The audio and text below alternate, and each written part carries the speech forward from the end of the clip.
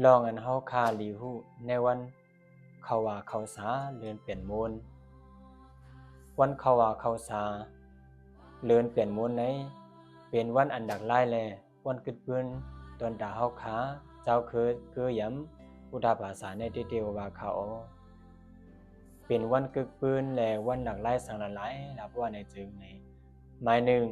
วันเขาว่าเขาสาเลือนเปลี่ยนมูลในเป็นวันอันพระลงเจ้าเฮาลูกปีเมืองตู้สีดาสีเลยมาเกิดเปลี่ยนโกนกดีเจ้านางหลวงนางสิริมายามหาเดวีอันเป็นก็เป็นนางเมเจ้าขนอคามปิงปีศาละตีในเมืองกบิลาวานั่นเขาวันหมายสองเป็นวันอันเจ้าใจเซธทะพระลงเจ้าเฮาเมื่ออายุเลยเศร้าเก่าปีนั้นในเลยทบหันนั่นเป็นนี่มีลงฉีเปิงโกนเทาโกนเป็นโกนตายเลยาหันสีเปิงในสีไล่เปลี่ยนสังเวกาสีออกโตธาตุเข้าเถินซอกหาธรรมะแต่จากอันเป็นสัจจะสีป้านั่นขยาววันหมายสามเป็นวันอันพระเปลี่ยนเจ้าเฮาเลยหูหันสัจจะสีป้าตราจือใจหมันเมียนนั่นสีเลยเปลี่ยนพระเย้ากว่าเย้าใน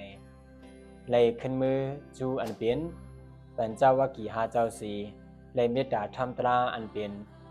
ธรรมสกะปวัตนาสุขสีอันเฮาคาห้องว่าธรรมสัจจานันกาดี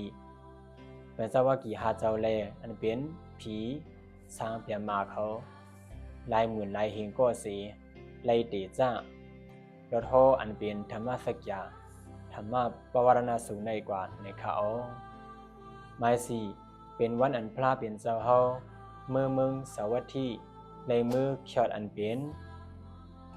คนเจออันยุ่งยำพิษอันเป็นเมษาทิฏฐิเขาสีไลเนห่างพังปยาติกอันเป็นพงตะโค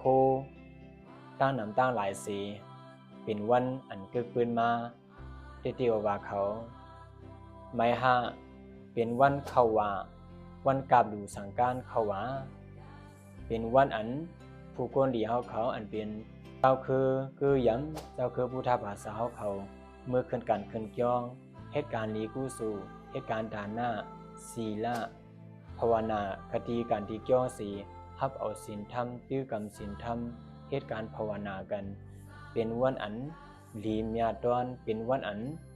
หลากหลายตนด่าเฮาคาเจ้าคือผู้ทับภาษาที่เขาก็เพิ่นนั้นแลในวันเดือนเปลี่ยนมูลวันเขาว่าเขาสาในเป็นวันคือปืน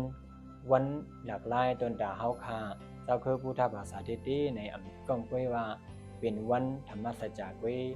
เป็นวันอันหนักไล่มาตั้งนำตั้งหลายเย้าในก็ปุ่นนั้นแลในวันเดือนเปลี่ยนมูลในให้อันตะกะสะท้าเขาเลยสังป่อเมียวเขาทั้งหมดทั้งสิ่งเลยสังอันเป็น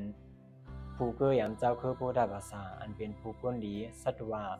เปียมมาอันเป็นผีสังสัตว์กุลทั้งหมดทั้งสิ่งให้เลยมีตัวเตสองปาก็เดียนเข้มสาอนายกกากางยันให้เลยมีจูบานขึ้นใหญ่ใหม่สูงมักมีหลีเปลี่ยนก็เดียน